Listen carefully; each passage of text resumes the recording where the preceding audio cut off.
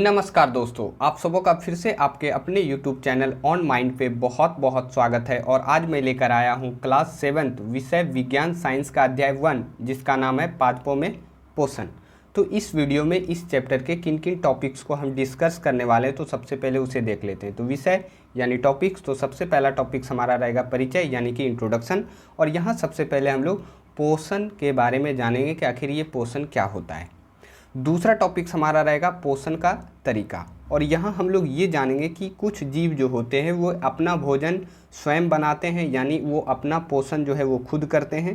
और कुछ जीव ऐसे होंगे जो अपना भोजन करने के लिए वे दूसरे जीवों पर आश्रित होते हैं, यानी कि दूसरे जीवों की सहायता से वे अपना पोषण करते हैं, और उसी को एक तरह से स्वपोषी एवं विषमपोषी कहा जाता है। तो इन दोनों के बारे में भी हम लोग यहाँ इसके अंदर जानने वाले हैं।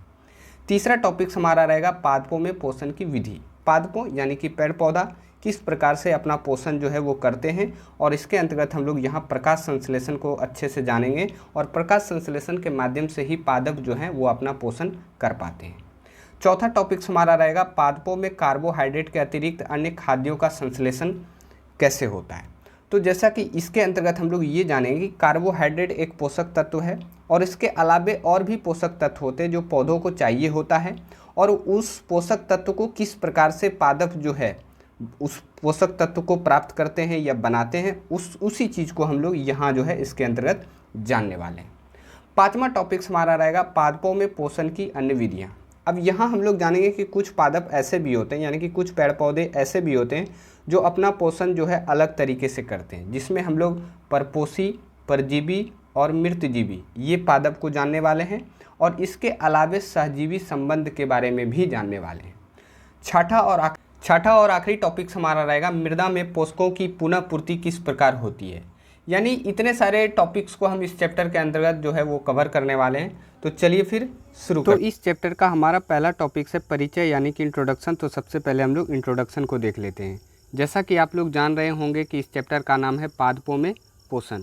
तो सबसे पहले ये जो शब्द है पादपों में पोषण, इस शब्द को समझ लेते हैं ताकि हमें एक ओवरऑल ये पता चले कि आखिर इस चैप्टर के अंदर हम लोग पढ़ने क्या वाले हैं। तो यहाँ जो ये पादप शब्द है इसे तो आप समझते ही होंगे, क्योंकि पेड़ पौधों को ही पादप कहा जाता है। यहाँ समझने वाली जो बात है, जो शब्द है वो हमारा हो जाता है पोषण। तो यहाँ हम लोग बारीकी से जो है पोषण शब्द को एक बेसिक जानकारी जो है इसके बारे में हम लोग यहाँ जानने वाले हैं। वैसे मैं आप लोगों को बता दूं कि इसके बारे में मैंने क्लास 6 की NCERT में भी बता रखा है। वैसे आपने वहाँ नहीं भी देखा है तो आप यहाँ गौर फरमाइएगा, आपको सारी चीज़ें जो है वो समझ में आएगी। तो मैं आप लोगों को पहले बता दूं कि पृथ्वी पे जितने भी जीव हैं सभी को जिंदा रहने के लिए भोजन चाहिए होता है, चाहे वो पशु पक्षी हो या जानवर हो या खुद हम सभी को जो है वो भोजन चाहिए होता है। और इस भोजन को हम लोग जो है कि चावल, दाल, फल, इन सभी चीज़ों को एक तरह से हम लोग भोजन के रूप में लेते हैं। और इन्हीं जो ये चावल, दाल और फल, ये सारी चीज़ें जो होती है इनको हम लोग भोजन के रूप में लेते हैं। तो इन्हीं से हमें जो है वो पोषक पदार्थ जो है वो मिलता है। और पोषक पदार्थ में हमें क्या क्या मिलता है, तो कार्बोहाइड्रेट मिलता है, प्रोटीन मिलता है, वसा मिलता है, विटामिन मिलता है, खनिज मिलता है। ये सारे पोषक तत्व जो हैं हमें भोजन के रूप में मिलते हैं। अब आप लोग सोचिएगा कि ये पोषक पदार्थ हमारे शरीर में क्या काम करते हैं। तो ये पोषक पदार्थ हमारे शरीर की एक तरह से वृद्धि विकास करते हैं, हमारे शरीर को रोगों से भी सुरक्षा करते हैं। हमारे शरीर का जो भी क्षतिग्रस्त भाग हो उसका एक तरह से रख रखाव भी पोषक पदार्थ के द्वारा ही किया जाता है। वैसे मैं आप लोगों को इसे और सिंपल में एक्सप्लेन करूं कि जैसे आप भोजन के रूप में चावल ग्रहण किए, तो चावल आपने अपने शरीर के अंदर लिया, तो चावल के माध्यम से आपको क्या प्राप्त होगा, कौन सा पोषक पदार्थ प्राप्त होगा, तो बोलिएगा आपकी कार्बोहाइड्रेट प्राप्त होगा, क्योंकि चावल में कार्बोहाइड्रेट पाया जाता है। वैसे आप दाल को भोजन के रूप में लें तो दाल से आपको कौन सा पोषक पदार्थ प्राप्त होगा, तो आप बताइएगा कि प्रोटीन प्राप्त होगा, क्योंकि प्रोटीन ही दालों में जो है वो पाया जाता है। और इन्हीं पोषक पदार्थों से हमारे शरीर का क्या होता है, पोषण होता है। और तभी हम लोग जो है कि बहुत सारे कामों को भी कर पाते हैं, क्योंकि एक तरह से कह सकते हैं कि पोषक पदार्थों से ही हमारे शरीर को ऊर्जा भी मिलती है, उन्हीं ऊर्जा से हम अपने दैनिक जीवन में सारे काम को करते हैं। वैसे यहाँ जो मैंने ये सारी चीज़ें बताई, ये सभी जीवों के लिए जो है वो लागू होता है कि सभी जीवों को भोजन चाहिए होता है, और वो भोजन जो है इस तरह से, इन्हीं भोजन से जो है सभी जीवों को पोषक पदार्थ मिलता है, और पोषक पदार्थ से फिर उनके शरीर को क्या होता है, उनके शरीर का एक तरह से उनका जो है वो पोषण होता है। तो ये पोषण आप समझ पा रहे होंगे कि ये पोषण जो है वो शब्द क्या होता है। बेसिकली वैसे देखा जाए तो इस चैप्टर में हम लोग पादपों में पोषण के बारे में पढ़ेंगे कि आखिर पेड़ पौधे जो हैं वो अपना पोषण किस प्रकार से करते हैं। और अगले पेज पे हम लोग यही जानेंगे कि यहाँ तो आपने पोषण को समझ लिया, अब अगले पेज पे हम लोग पोषण के तरीक़ों के बारे में जानेंगे कि आखिर अलग अलग जीव जो हैं वो अपना पोषण किस प्रकार से करते हैं। तो यहाँ हमने पोषण को समझा, आगे हम लोग जानेंगे कि पोषण जो है वो किस तरीके से अलग अलग जीव करते हैं, जिसमें यहाँ जो हमारा मुख्य बिंदु में जो रहेगा वो हमारा पादप यानी कि पेड़ पौधा रहेगा। और आप लोगों को जानकर बड़ी हैरत होगी कि हमारे पृथ्वी पे सिर्फ पेड़ पौधे ही एक ऐसे जीव हैं जो अपना भोजन जो है वो स्वयं बनाते हैं और अपना ये पोषण जो है खुद करते हैं। वैसे ज़्यादातर जो भी अब आपको पेड़ पौधों के अलावा जितने भी जीव जो है पृथ्वी पे हैं वे अपना भोजन जो है वो खुद नहीं बनाते हैं, वे पेड़ पौधों पे ही आश्रित होते हैं और उनके द्वारा ही अपना जो है भोजन ग्रहण करते हैं और अपने शरीर का वो पोषण कर पाते हैं। तो पोषण के आधार पे हम दो कैटेगरी के जीव को देखेंगे, जो कि हमारा पहला होगा स्वपोषी और दूसरा होगा विषमपोषी। तो इसको हम लोग यहाँ जो है अगले पेज पे यहाँ देखेंगे। तो यहाँ हमारा दूसरा जो टॉपिक्स होगा वो होगा पोषण का तरीका, यानी कि किस तरह से अलग अलग जीव जो है वो अपना पोषण जो है वो करते हैं। पोषण को तो मैंने आपको पीछे ही बता रखा है। तो यहाँ हम लोग समझेंगे कि पादप अपना भोजन स्वयं संश्लेषित करते हैं। संश्लेषित का मतलब होता है बनाना। तो संश्लेषित का क्या मतलब आप यहाँ समझिएगा कि बनाना, यानी कि पादप यानी कि पेड़ पौधा जो होते हैं वे अपना भोजन जो है वो स्वयं बनाते हैं और स्वयं बना करके अपना पोषण जो है वो स्वयं ही करते हैं। और इस वजह से ये जो भोजन बनाने की विधि होती है इसे स्वपोषण कहलाती है।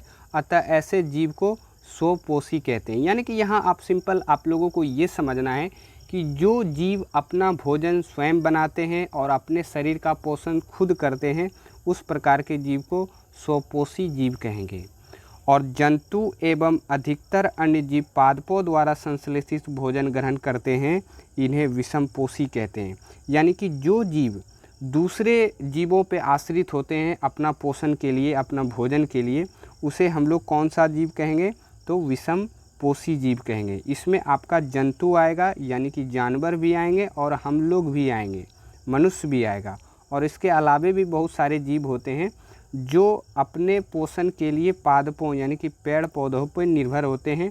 इनके द्वारा जो संश्लेषित भोजन होता है यानी कि इनके द्वारा जो भोजन बनाया जाता है उन्हीं भोजन से इस प्रकार के जीव जो हैं वो अपना पोषण कर पाते हैं, इसलिए इसे विषमपोषी कहा जाता है। तो शायद आप समझ पा रहे होंगे कि ये स्वपोषी क्या होता है और ये विषमपोषी क्या होता है। इसमें आपको सिंपल ये ध्यान में रखना है कि जो अपना भोजन स्वयं बनाते हैं और अपना पोषण स्वयं करते हैं उसे स्वपोषी कहते हैं, और जो जीव दूसरे जीवों पे आश्रित रहते हैं, दूसरे के माध्यम से अपना पोषण करते हैं या भोजन ग्रहण करते हैं, उसे हम लोग क्या कहेंगे, विषमपोषी जीव कहेंगे। ये स्वपोषण का मतलब होता है कि ये अपना भोजन खुद बना करके ही अपना पोषण करते हैं। तो इस विधि को स्वपोषण कहलाती है और इस प्रकार के जीव को स्वपोषी कहते हैं। तो शायद आप इस चीज़ को समझ पा रहे होंगे जो मैं आप लोगों को समझाने का प्रयास। तो अब हमारा अगला टॉपिक है पादपों में पोषण की विधि। तो अब तक हम लोगों ने पोषण के बारे में जाना, फिर पोषण के तरीकों के बारे में जाना, और पोषण के तरीकों में हम लोगों ने ये जाना कि सिर्फ पादप यानी कि पेड़ पौधे ही एक ऐसे जीव हैं जो अपना भोजन जो है वो खुद बनाते हैं। तो यहाँ हम लोग वही जानेंगे कि आखिर पादप जो होते हैं वो अपना भोजन खुद बना करके अपना पोषण जो है वो खुद किस प्रकार से जो है वो करते हैं। इसमें एक बहुत ही एक लंबी प्रक्रिया होती है, पौधों के द्वारा एक लंबी प्रक्रिया से गुजरने के बाद वो अपना भोजन बना पाते हैं और फिर अपना वो पोषण कर पाते हैं। तो उसी लंबी प्रक्रिया को हम लोग यहाँ एक एक करके जानने वाले हैं कि आखिर पेड़ पौधे जो हैं वो अपना भोजन किस तरीके से बनाते हैं। तो शायद आप समझ पा रहे होंगे। तो यहाँ हम लोग एक एक करके चीज़ों को जानेंगे, आप थोड़ा गौर फरमाइएगा, बहुत आसानी से हम चीज़ों को समझने वाले हैं। तो सबसे पहले पहला लाइन यहाँ कहा जा रहा है कि केवल पादप ही ऐसे जीव हैं जो जल, कार्बन डाइऑक्साइड एवं खनिज की सहायता से अपना भोजन बना सकते हैं। यहाँ आप इस लाइन से उतना क्लियर नहीं हो पा रहे होंगे, लेकिन मैं आप लोगों को एक विश्वास दिलाता हूँ कि आप इस पूरे टॉपिक्स को पढ़ने के बाद आपको एक भी चीज़ें जो है वो कन्फ्यूजन नहीं होगी। तो यहाँ आप ये तो जान ही रहे हैं कि केवल पादप ही ऐसे जीव हैं जो अपना भोजन खुद बनाते हैं, लेकिन इनको भोजन बनाने के लिए क्या क्या चाहिए होता है, तो जल चाहिए होता है, कार्बन डाइऑक्साइड चाहिए होता है और खनिज चाहिए होता है, तभी ये अपना भोजन बना पाते हैं। वैसे एक और चीज़ चाहिए होता है, सूर्य का प्रकाश। तो उसी चीज़ को हम लोग यहाँ एक एक करके जानेंगे कि आखिर ये जल, कार्बन डाइऑक्साइड और खनिज, ये सारी चीज़ें पादपों को कहाँ से मिलती है। तो यहाँ जो अब हम लोग यहाँ से जानेंगे कि प्रकाश संश्लेषण, पादपों में खाद्य संश्लेषण का प्रक्रम को जानेंगे कि किस तरह से सूर्य के प्रकाश की उपस्थिति में पौधे जो है अपना भोजन बना पाते हैं, और इसलिए इसे प्रकाश संश्लेषण कहा जाता है, क्योंकि आप लोग जानते हैं संश्लेषण का मतलब होता है बनाना। अब इस शब्द को भी हम लोग समझ लेते हैं कि पादपों यानी कि पेड़ पौधा और खाद्य संश्लेषण, खाद्य का मतलब होता है भोजन और संश्लेषण का मतलब होता है बनाना और प्रक्रम का मतलब होता है प्रक्रिया, कि यहाँ पेड़ पौधे अपना भोजन किस तरीके से बनाते हैं, कौन सी प्रक्रिया के द्वारा वो अपना भोजन बना पाते हैं।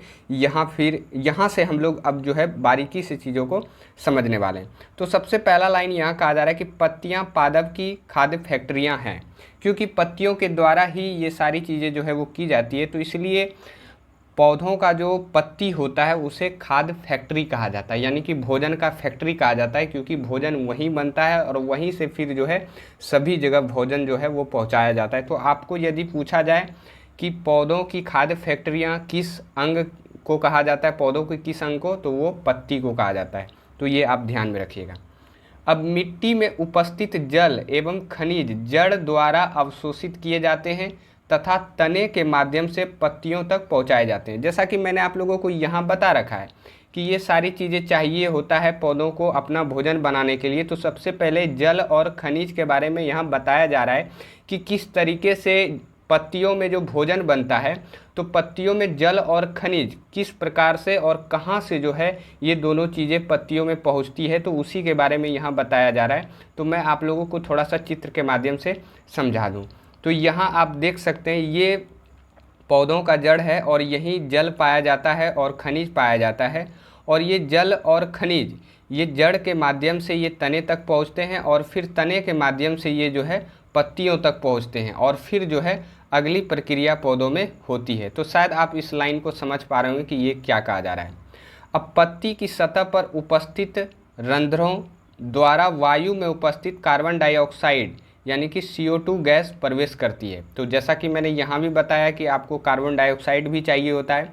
तो ये कार्बन डाइऑक्साइड जो है पौधों की पत्तियाँ कहाँ से ग्रहण करते हैं, तो वायुमंडल से ग्रहण करते हैं, क्योंकि आप लोग जानते हैं कि वायुमंडल में जो है बहुत ज़्यादा मात्रा में हमारा कार्बन डाइऑक्साइड पाया जाता है। और ये किस माध्यम से ग्रहण करते हैं, तो पत्तियों में जो होता है ना छोटा छोटा छेद होता है, उसी को हम लोग क्या कहते हैं, रंध्र कहते हैं। जैसा कि अगला लाइन यहाँ बताया जा रहा है कि यह छिद्र द्वार कोशिकाओं द्वारा घिरे होते हैं, ऐसे छिद्रों को रंध्र कहते हैं।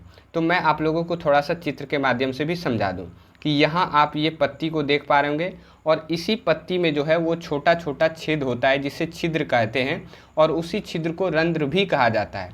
और ये रंध्र जो होता है वो द्वार कोशिकाओं द्वारा जो है घिरे होते हैं। जैसा कि इसी चित्र को, इसी पत्ती को आप यदि सूक्ष्मदर्शी की सहायता से यदि देखें तो आपको कुछ इस प्रकार से दिखाई देगा। और ये जो आप यहाँ देख पा रहे होंगे ये आपका हो जाता है रंध्र यानी कि छिद्र, और ये जो चारों तरफ से आप ये जो कोशिका देख पा रहे हैं इसी को बोला जाता है द्वार कोशिका। अब ये कोशिका शब्द नई चीज़ें जो है वो आ रही है, तो आप लोग शायद जानते भी होंगे या नहीं भी जानते, तो मैं आप लोगों को बता दूं कि सभी जीव के जो पार्ट्स होते हैं यानी कि पूरा शरीर जो होता है सभी जीवों का अंग जो होता है वो छोटी छोटी कोशिकाओं से बना होता है। तो ये थोड़ी सी जानकारी आपकी क्लास 7 की NCERT में कोशिकाओं के बारे में बताया जा रहा है। तो उसमें बहुत सारे और भी 2-3 अंग होते हैं।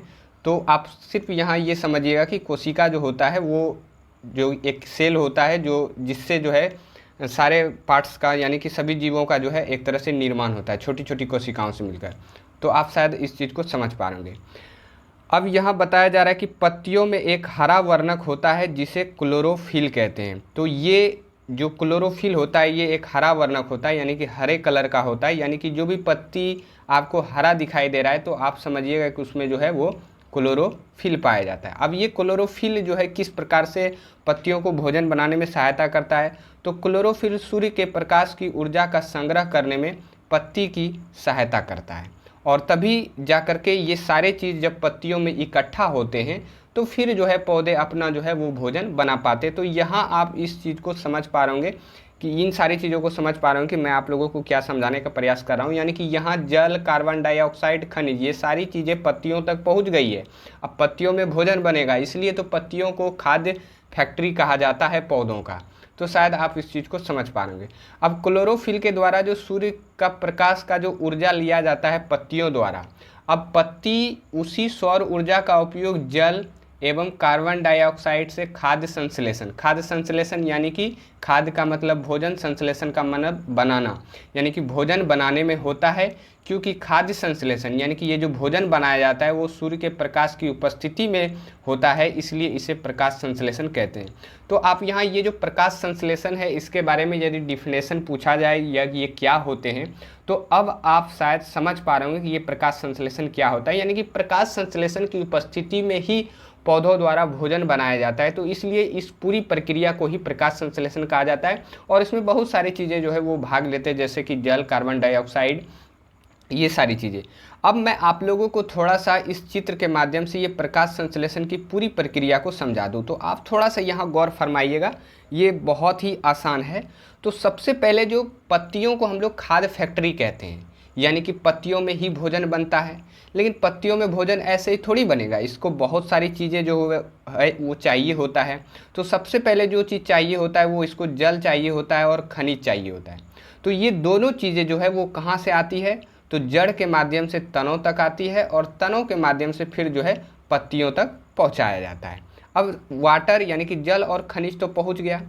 अब इसे दूसरी चीज़ चाहिए होता है कार्बन डाइऑक्साइड। तो कार्बन डाइऑक्साइड इसको कैसे मिलेगा, तो जैसे मैंने आप लोगों को बताया कि पत्तियों में छोटे छोटे छिद्र होते हैं जिसे रंध्र कहते हैं, और इसी रंध्र के माध्यम से वायुमंडल से डायरेक्ट कार्बन डाइऑक्साइड जो है वो पत्तियों द्वारा इस रंध्र के माध्यम से लिया जाता है, यानी कि उस छेद में जो है वो प्रवेश करता है कार्बन डाइऑक्साइड। अब दो चीज़ें इनके पास पहुंच गई। अब इनको चाहिए होता है सनलाइट यानी कि सूर्य का प्रकाश, क्योंकि यही बहुत ज़रूरी होता है। यदि ये ना हो तो ये भोजन बना ही नहीं पाएंगे। तो हरी पत्तियों में क्या होता है, अभी मैंने बताया कि क्लोरोफिल होता है। तो ये क्लोरोफिल क्या करते हैं, पत्तियों को एक तरह से सहायता करते हैं सूर्य के प्रकाश को लेने में। तो ये क्लोरोफिल के माध्यम से ही सूर्य के प्रकाश को जो है पत्तियों तक पहुँचा यानी कि लिया जाता है। और फिर ये सारी चीज़ें होने के बाद जो है इसमें बहुत एक तरह से कह सकते हैं कि सारी चीज़ें मिलने के बाद जो है ये भोजन जो है वो अपना बना पाते हैं। एक तरह से कह सकते हैं कि ये एक तरह से सब सारा चीज़ का मिक्सचर होने के बाद यहाँ आप अब समझिएगा कि किस तरह से जो है ये भोजन अपना बना पाते हैं और भोजन में ये क्या बनाते हैं। तो अतः हमने अभी तक देखा कि क्लोरोफिल सूर्य का प्रकाश, कार्बन डाइऑक्साइड एवं जल प्रकाश संश्लेषण के लिए आवश्यक है। यानी कि ये सारी चीज़ें जो है वो प्रकाश संश्लेषण के लिए आवश्यक है। यदि इनमें से कोई एक चीज़ भी ना हो तो प्रकाश संश्लेषण जो है वो संभव नहीं है। तो आप लोगों को यहाँ ध्यान में रखना है कि प्रकाश संश्लेषण में कौन कौन सी चीज़ें आवश्यक है। तो यहाँ क्लोरोफिल, सूर्य का प्रकाश, कार्बन डाइऑक्साइड और जल, ये सभी चीज़ें जो है वो ज़रूरी होती है। तो आपको ये ध्यान में रखना है कि कौन कौन सी चीज़ें इसमें जो है क्वेश्चन बनता है। तो शायद आप इस चीज़ को समझ पा रहे होंगे, और प्रकाश संश्लेषण को जो मैंने आपको समझाया कि किस प्रकार से होता है वो भी आप समझ पा रहे होंगे। अब प्रकाश संश्लेषण के दौरान पत्ती की क्लोरोफिल युक्त कोशिकाएं सूर्य के प्रकाश के उपस्थिति में कार्बन डाइऑक्साइड एवं जल से कार्बोहाइड्रेट का संश्लेषण करती है। इस प्रक्रिया को निम्न समीकरण द्वारा दर्शा सकते हैं। देखिए यहाँ जो ये कहा जा रहा है कि वो जो मैंने आपको प्रकाश संश्लेषण के बारे में पूरी प्रक्रिया बताई, उस प्रकाश संश्लेषण की प्रक्रिया में कौन सी चीज़ें पौधे बना पा रहे हैं, तो ये कार्बोहाइड्रेट बना रहे हैं। और इस कार्बोहाइड्रेट के बनने की पूरी प्रक्रिया को हम समीकरण के माध्यम से भी इन चीज़ों को जो है वो दर्शा सकते हैं, यानी कि बता सकते हैं। तो वही समीकरण मैंने यहाँ लिखा है कि सबसे पहला आपका आएगा कार्बन डाइऑक्साइड जो वायुमंडल से लिया जाता है, फिर जल ये जड़ों के माध्यम से आता है, और फिर यहाँ क्लोरोफिल और सूर्य का प्रकाश, ये दोनों चीज़ें जो है वो अहम यानी कि ज़रूरी होती है। और फिर इन सबों के एक तरह से मिलने के बाद जो चीज़ें बनती है वो बनती है कार्बोहाइड्रेट और ऑक्सीजन बनता है। तो इस प्रकार से हम समीकरण को भी जो है इस तरह से लिख सकते हैं। अब जो बच्चे ये पहली बार इस समीकरण को देख रहे होंगे तो उन्हें लग रहा होगा कि ये समीकरण इस तरह से कैसे बनता है।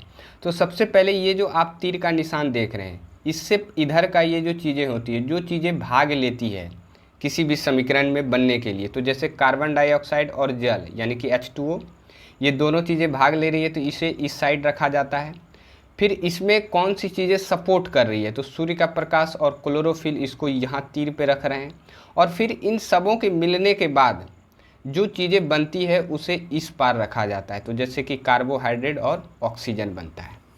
अब आप लोगों को एक चीज़, जैसे यहाँ ये जो कार्बोहाइड्रेट है, यदि इसे मैं और डेप्थ में जाऊँ तो ये कार्बोहाइड्रेट भी ग्लूकोज में बदलता है, और ग्लूकोज यानी कि C6H12O6 इसका सूत्र होता है। तो कभी कभी इन चीज़ों को भी यहाँ डायरेक्टली लिख करके इस तरह से समीकरण बनाया जाता है। वैसे आपकी NCERT में कार्बोहाइड्रेट प्लस ऑक्सीजन इस तरह का ही समीकरण बताया गया है, तो हमने इस तरह का ही समीकरण आप लोगों को बताया। अब आगे की कक्षाओं में हम लोग इस तरह के समीकरण को, ये सूर्य का प्रकाश का जो होता है प्रकाश संश्लेषण, इस तरह से बनाएंगे। तो शायद आपको कन्फ्यूज नहीं होना है कि ये कार्बोहाइड्रेट के जगह ये चीज़ें क्यों नहीं मैंने दिया। यही कार्बोहाइड्रेट ग्लूकोज में बदलता है, तो इसलिए कभी कभी ग्लूकोज भी यहाँ लिख दे तो कोई दिक्कत नहीं है। तो शायद आप इस चीज़ को समझ पा रहे होंगे कि ये समीकरण क्या होता है। अब आप लोग समझ रहे होंगे कि इस प्रक्रिया में ऑक्सीजन निर्मुक्त होते हैं, कि जैसा ये जो ऑक्सीजन है इसको तो पौधे उपयोग करते नहीं हैं, उसे वायुमंडल में छोड़ देते हैं, जो हम लोग सांस लेने में इसका प्रयोग करते हैं। एवं कार्बोहाइड्रेट पत्तियों में मंड यानी कि स्टार्च के रूप में क्या होता है, संचित हो जाता है, यानी कि जमा हो जाता है।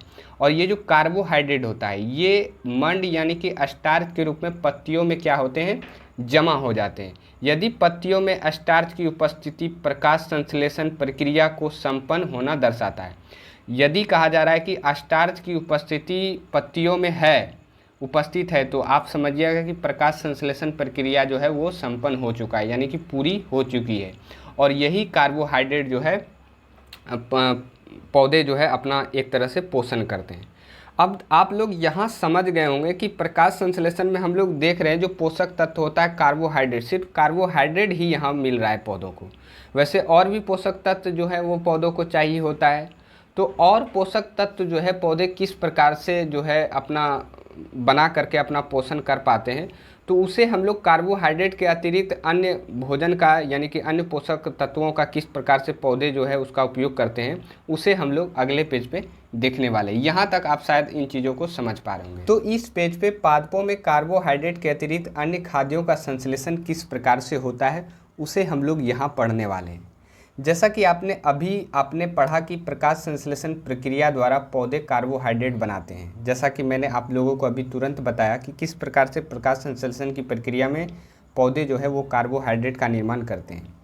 अब आप लोगों को बता दूं कि कार्बोहाइड्रेट में कार्बन और हाइड्रोजन एवं ऑक्सीजन, इन तीन चीज़ों से जो है वो कार्बोहाइड्रेट का निर्माण होता है। जैसा कि आप लोगों ने देखा कि किस प्रकार से वायुमंडल से कार्बन डाइऑक्साइड जो है वो पत्तियों द्वारा लिया गया, फिर जड़ के माध्यम से जल को लिया गया, जल का सूत्र H2O होता है, फिर सूर्य का प्रकाश और क्लोरोफिल, इसके बाद जो है हमारा कार्बोहाइड्रेट बनता है। तो यहाँ आप ये जो C देख रहे हैं ये आपका कार्बन हो जाता है, और ये आपका हाइड्रोजन हो जाता है, और ये आपका ऑक्सीजन हो जाता है। यहाँ भी आपका ऑक्सीजन ही है, यानी कि इन कार्बन, हाइड्रोजन और ऑक्सीजन, इन तीनों चीज़ों से जो है वो कार्बोहाइड्रेट का निर्माण होता है। तो कार्बोहाइड्रेट में कौन कौन सी चीज़ें हैं, तो कार्बन, हाइड्रोजन और ऑक्सीजन है। ये तो आपसे क्वेश्चन भी बन सकता है, तो ऐसे आप ध्यान में रख सकते हैं।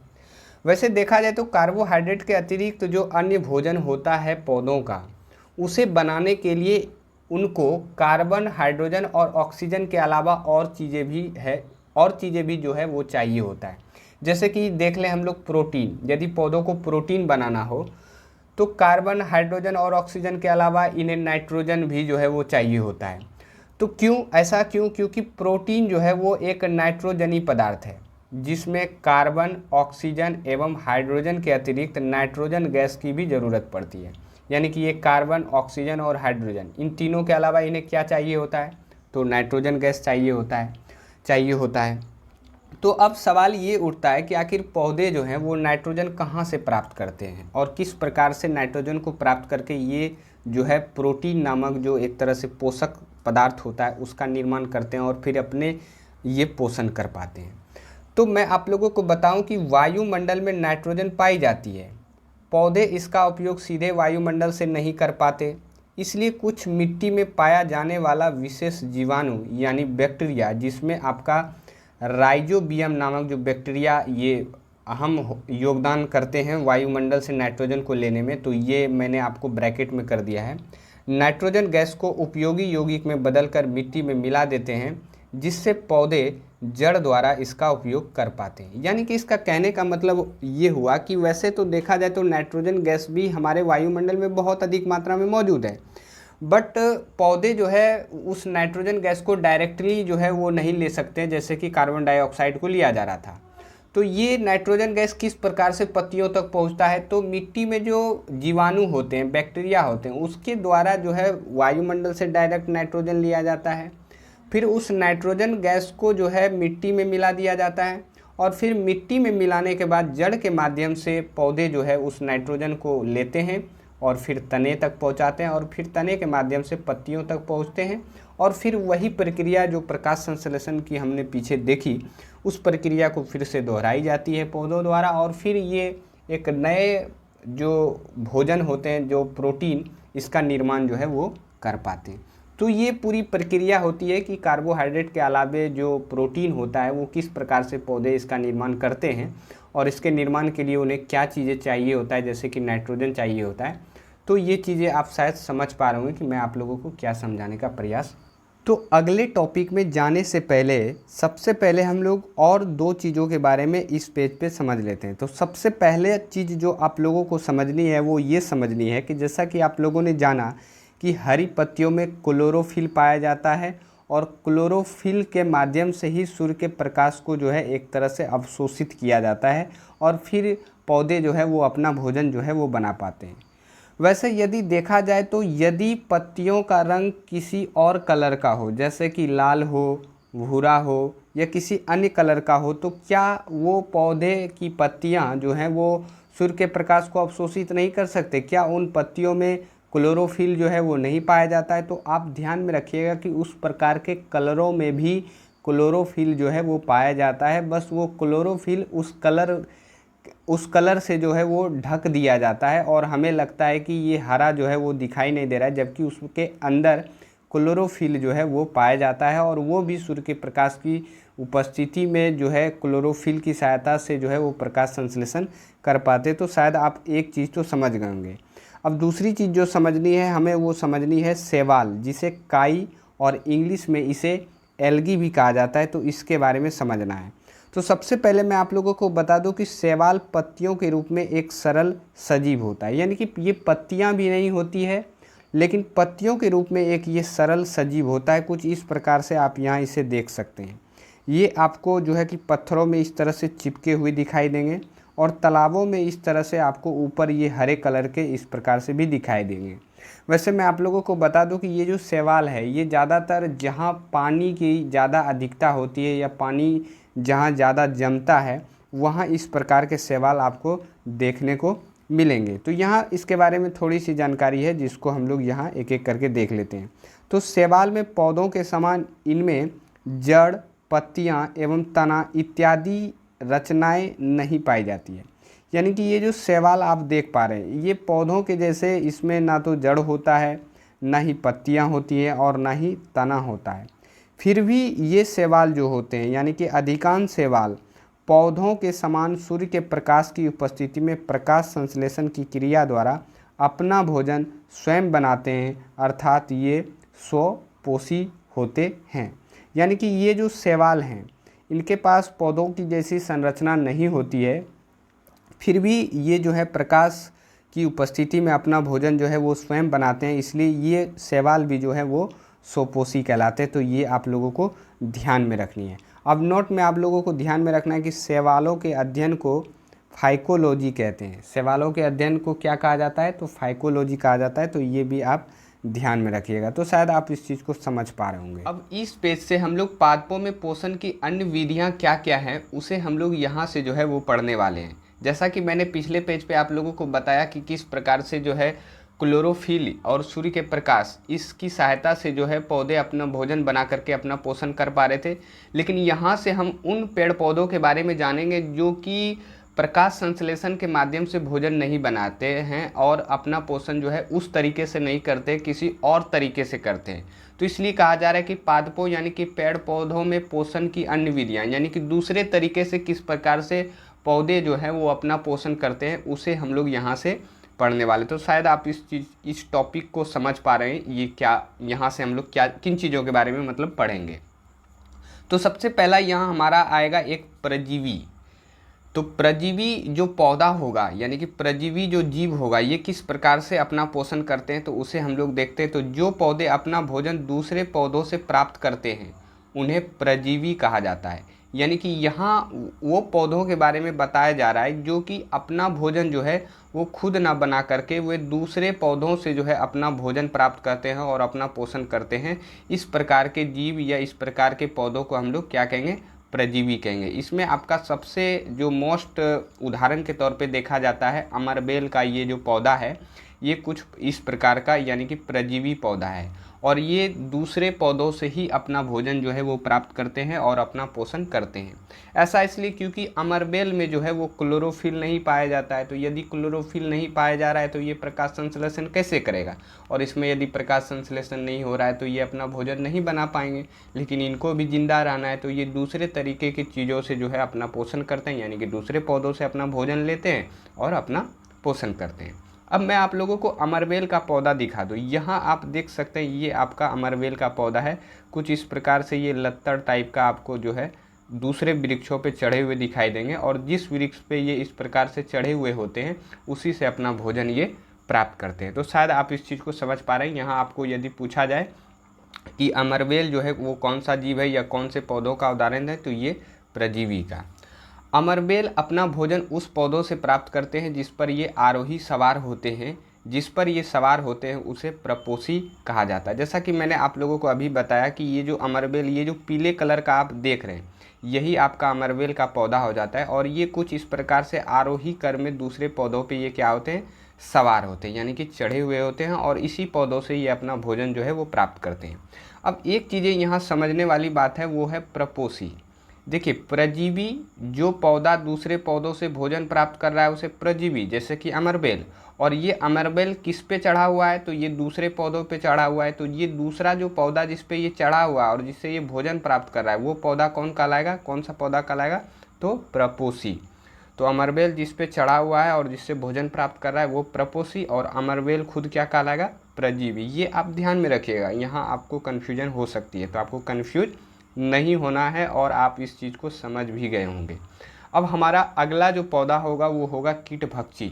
नाम से ही पता चल रहा है कीटभक्षी, यानी कि ये कीट खा करके अपना पोषण जो है इस प्रकार के पौधे करते हैं। यहाँ हम लोग देखेंगे तो कुछ पौधे ऐसे होते हैं जो कीटों को पचा जाते हैं, उन्हें कीटभक्षी पौधा कहते हैं। यानी कि इसमें वो पौधे आएंगे जो क्या करते हैं कि कीटों को पचा जाते हैं, यानी कि कीटों को ही खाते हैं और इस प्रकार से अपना पोषण करते हैं। इसमें आपका आ जाएगा वीनस फ्लाईट्रैप। ये दो पौधे ऐसे हैं जो कीटभक्षी पौधे कहलाते हैं और ये कीटों को खाकर अपना पोषण जो है वो करते हैं। तो ये आपको ध्यान में रखना है। डायरेक्ट पूछ देगा कि इनमें से कौन कीटभक्षी पौधा है, तो वीनस और फ्लाईट्रैप। अब नोट में हमने बताया कि एक घटपर्णी पौधा है। ये घटपर्णी पौधा भी जो है वो कीटभक्षी पौधा ही है। इसे पीचर पौधा भी कहा जाता है। इसमें घड़े एवं ढक्कन जैसी संरचना होती है। यहाँ आप देख सकते हैं ये आपका कीटभक्षी पौधा है। यहाँ आप देख सकते हैं इस तरह का इसका मुंह खुला हुआ रहता है और इसमें कीट जाते ही ये जो है बंद कर देता है और इसे पचा जाता है, तो इससे इसका पोषण जो है वो हो जाता है। लेकिन ये जो घटपर्णी है ये भी कीटों को ही खाते हैं, लेकिन इसकी संरचना थोड़ी अलग होती है। यहाँ आप देख सकते हैं ये घड़े जैसी होती है और इसमें ढक्कन जैसा यहाँ इसका मुँह रहता है और इस प्रकार से संरचना होती है। और इसमें डायरेक्ट ये कीट जो है इसके अंदर जाता है और अंदर जाने के बाद ये कीटों को क्या करते हैं, पचा जाते हैं और फिर अपना पोषण कर पाते हैं। तो ये घटपर्णी पीचर पादप किस प्रकार से होता है और किस प्रकार से ये अपना भोजन जो है वो ग्रहण करता है, तो ये आप समझ गए होंगे। यहाँ घड़े एवं ढक्कन जैसी संरचना, यानी कि इसकी आकृति जो है वो घड़े जैसी होती है, तो इसलिए यहाँ ये चीज़ें कही जा रही है। अब आप लोगों को एक चीज़ ध्यान रखना है कि कीटभक्षी पौधे ऐसी जगह उगते हैं जहाँ नाइट्रोजन की कमी होती है। यानी कि ये पौधे वहाँ उगते हैं जहाँ नाइट्रोजन की क्या होती है, कमी होती है, ये आपको ध्यान में रखना है। पूछा जाएगा कि कीट भक्षी पौधे कहाँ जहाँ उगते हैं वहाँ किस चीज़ की कमी होती है, किन तत्वों की कमी होती है, तो वो नाइट्रोजन की कमी होती है। तो ये आपको ध्यान में रखना है। अब अगला हमारा पौधा आ जाता है मृतजीवी। तो इससे भी आप समझिएगा कि यहाँ जो है मृत का मतलब होता है मरा हुआ। तो ये चीज़ें क्या होती है इसे समझते हैं। तो ऐसे पौधे मरे जीवों, सड़े गले पौधों एवं खाद्य पदार्थों पर उगते हैं तथा उससे पदार्थों का अवशोषण कर अपना पोषण करते हैं। यानी कि ये जो मृतजीवी पौधा होता है ये भी एक प्रकार का पौधा ही होता है, मृतजीवी नामक। और ये सड़े गले यानी कि मरे हुए चीज़ों पे अपने आप जो है उग आते हैं, और जिस पे ये उगते हैं उसी से अपना ये क्या करते हैं, पोषण करते हैं। यानी कि उस पदार्थों से जो भी चीज़ इसको मिलता है उसका अवशोषण करके ये अपना पोषण कर पाते हैं। इसमें आपका आ जाएगा मशरूम, जिसे छत्रक भी कहा जाता है, और एक आएगा आपका कवक या फंजाई, जिसे फंगल भी कहा जाता है। तो ये आपका छत्रक, जिसे मशरूम कहा जाता है, ये तो आप जान ही रहे होंगे, ये आपका मृतजीवी है। और ये आप देखते होंगे कि गांव वगैरह में ये सड़े गले चीज़ों पे ही उगाते हैं और फिर उसी सड़े गले चीज़ों से ये अपना पोषण भी करते हैं। लेकिन यहाँ थोड़ा सा ये कवक जो है इसको थोड़ा सा समझ लेते हैं। तो मैं आप लोगों को बता दूँ कि जैसे कि यहाँ आप देख सकते हैं कि ये जो वृक्ष है ये मरा हुआ वृक्ष है, वृक्ष का ये तना है। और यहाँ आप देख सकते हैं कि ये सफ़ेद कलर का जो है कवक आपको दिखाई दे रहा होगा। वैसे यहाँ कुछ सड़े गले अनाज हैं और इस पे भी आप देख रहे हैं कि ये कवक जो है आपको दिखाई दे रहा है। बेसिकली ये कवक जो होता है ना, ये रुई की तरह इसकी संरचना होती है। वैसे हम लोग जैसे रोटी वगैरह या कोई भी भोजन जो है कुछ दिन तक छोड़ दें तो आप देखिएगा कि उसमें सफ़ेद कलर का रुई टाइप का कुछ उग आएगा, उसी को कवक बोला जाता है। वैसे हम उसको भफड़ी बोलते हैं हम लोग, तो यहाँ जो है उसे कवक बोला जाता है और वो एक पौधा होता है। ये बड़ा ही आश्चर्य वाली बात है, थोड़ा लग रहा है। सड़े हुए वस्तुओं पर रोए जैसी संरचना उभर आती है जिसे कवक या फंजाई कहता है। यहाँ इसे बताया भी जा रहा है कि सड़े हुए मतलब रोए जैसी यानी कि रुई जैसी संरचना वाइट कलर का छोटा छोटा दिखाई देगा, और वो जो होता है आपका कवक होता है। और ये किस प्रकार का जीव है, तो ये मृतजीवी जीव है और ये उसी से जो है अपना पोषण भी करते हैं। अब आप लोगों को नोट में ये ध्यान में रखना है कि शैवाल में क्लोरोफिल उपस्थित होता है। ये आगे काम आएगा, इसलिए आपको यहाँ ध्यान में रखना है कि शैवाल में क्या होता है, क्लोरोफिल उपस्थित होता है, जो कि पीछे आप जान भी चुके हैं। जबकि कवक में क्लोरोफिल नहीं होता है। ये जो कवक है जिसे फंजाई बोलते हैं, इसमें जो है क्लोरोफिल नहीं पाया जाता, यानी कि ये तो प्रकाश संश्लेषण करेगा नहीं, और जिसमें क्लोरोफिल पाया जाता है वही प्रकाश संश्लेषण करेगा। तो ये आप शायद समझ पा रहे होंगे कि ये मृतजीवी जो पौधे हैं वो किस प्रकार से अपना पोषण जो है करते हैं। ये सभी जो है वो पौधे हैं। अब आगे हमारा है सहजीवी संबंध। तो ये इसे हम लोग अच्छे से थोड़ा सा समझते हैं। तो सबसे बोला है सहजीवी।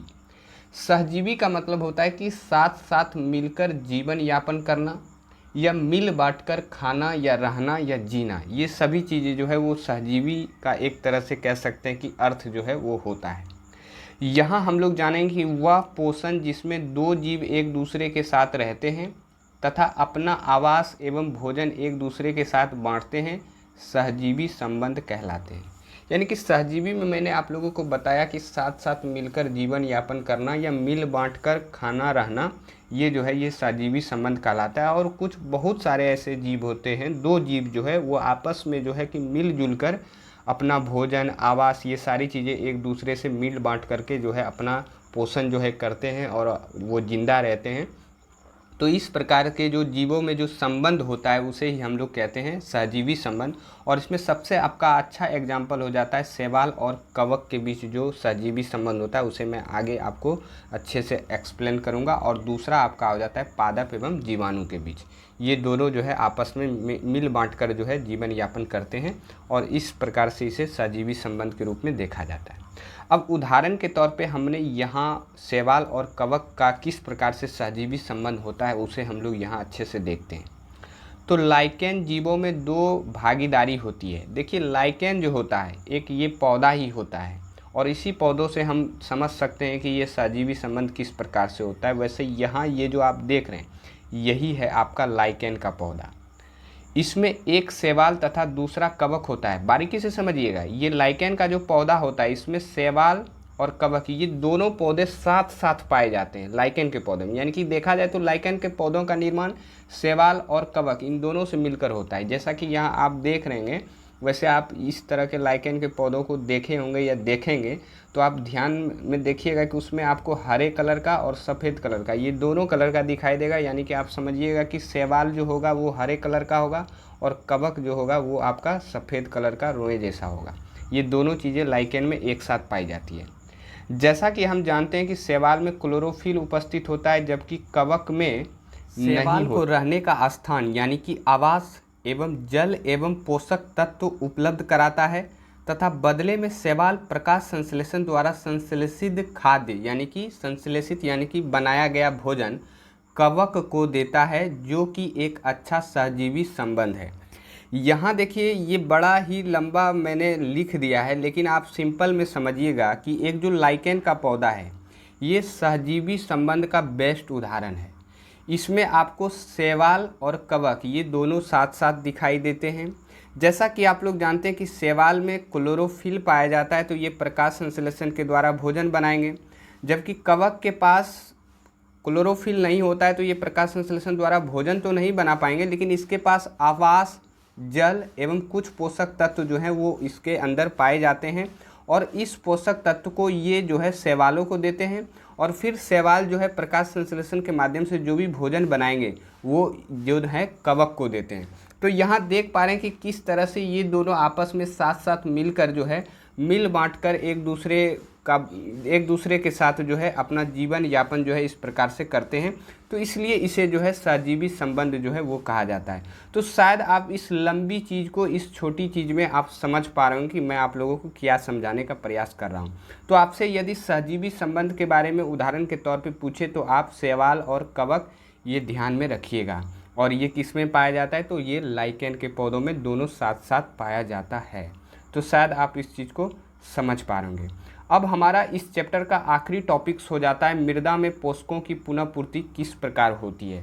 और यहाँ जो मैंने आपको पीछे पादप और जीवाणु के बीच जो किस प्रकार से सहजीवी संबंध है उसे भी समझ लेंगे और उसी से किस प्रकार से मृदा यानी कि मिट्टी में पोषकों की पुनः पूर्ति यानी कि फिर से जो है पोषक तत्व उसे किस प्रकार से मिलता है उसे भी हम लोग यहाँ समझ लेंगे। तो पादप और जीवाणु के बीच सहजीवी संबंध होता है, नहीं जाने तो आप जानिए कि इन दोनों के बीच सहजीवी संबंध होता है। ये दोनों भी आपस में मिल बांट कर जो है जीवन यापन करते हैं एक दूसरे के साथ। ये आपका जीवाणु यानी कि बैक्टीरिया हो जाता है, और पादप यानी कि पेड़ पौधा तो आप लोग जान ही रहे हैं। जैसे कुछ जीवाणु जो कि राइजोबियम यानी कि राइजोबियम जो है ये सबसे बेस्ट उदाहरण हो जाता है जीवाणुओं में पादप के साथ सहजीवी संबंध बनाने में। तो यहाँ इसलिए राइजोबियम नामक जो जीवाणु है उसे मैंने यहाँ जो है मैं आपकी एनसीईआरटी में जो है वो बताया गया है। ये वायुमंडल से नाइट्रोजन लेकर मिट्टी में मिला देते हैं, पर ये अपना भोजन खुद नहीं बना पाते। तो ये मटर, चना, मूंग, सेम तथा अन्य फलीदार पौधों की जड़ों में रहते हैं तथा इन्हीं से अपना भोजन जो है ये प्राप्त करते हैं। यानी कि इसका कहने का मतलब ये हुआ कि इसे तो मैंने आप लोगों को पीछे भी बताया है कि वायुमंडल में जो नाइट्रोजन है उसे सीधे तौर पे जो है पौधों के द्वारा नहीं लिया जा सकता है कार्बन डाइऑक्साइड के जैसा। तो ये नाइट्रोजन भी ज़रूरी होता है क्योंकि इसी से वो प्रोटीन अपना बना पाते हैं। इसके बारे में मैंने पीछे भी आप लोगों को बताया। तो ये नाइट्रोजन कैसे पौधों तक आता है, पौधों की पत्तियों तक। तो ये जो राइजोबियम नामक जो बैक्टीरिया होता है, जीवाणु होता है, ये डायरेक्ट वायुमंडल से नाइट्रोजन लेते हैं, और पौधों की ये राइजोबियम जो बैक्टीरिया होता है ये पौधों की जड़ों में ही पाया जाता है। तो ये वायुमंडल से नाइट्रोजन लेते हैं और पौधों की जड़ों में मिला देते हैं बैक्टीरिया, और फिर वो नाइट्रोजन जो होता है वो धीरे धीरे ऊपर पत्तियों में जाता है और पौधे अपना भोजन बना पाते हैं। और फिर ये जो बैक्टीरिया होते हैं इसके पास किसी भी प्रकार का ये सुविधा नहीं होता है कि ये अपना भोजन जो है खुद बना पाएँ। तो ये क्या करते हैं, पौधे जो भी भोजन बनाते हैं उसी में से तो थोड़ा सा भोजन जो है वो ये जीवाणु को भी दे पाते हैं ताकि ये भी जो है वो जिंदा रह पाएँ। तो इस तरह से ये दोनों भी एक दूसरे के साथ मिल बांट कर जो है खाते पीते हैं और एक साथ जो है वो रहते हैं। और इसमें सबसे आपका अच्छा उदाहरण हो जाता है मटर, चना, मूंग और सेम। ये 4 प्रकार के जो पौधे हैं इसमें जो है राइजोबियम नामक बैक्टीरिया पाया जाता है, और इस तरह से ये पौधे और ये बैक्टीरिया ये आपस में मिल बांट करके रहते हैं। ये जो सेम है, ये सेम को हम लोग वैसे यहाँ सीम बोलते हैं। इसमें जो है कि लंबे तरह का इस तरह से सब्जी जो है वो पाया जाता है इसका। तो ये आपका सेम का पौधा हो जाता है। ये मटर तो आप लोग जान ही रहे होंगे, ये आपका चना हो जाता है। और इस तरह से आप लोग पौधों को समझ पा रहे होंगे। मैं थोड़ा सा यहाँ चित्र में आप लोगों को दिखा दिया। अब यहाँ से ये हमारा चैप्टर जो है वो समाप्त होता है। तो हमारा ये छोटा सा प्रयास आप लोगों को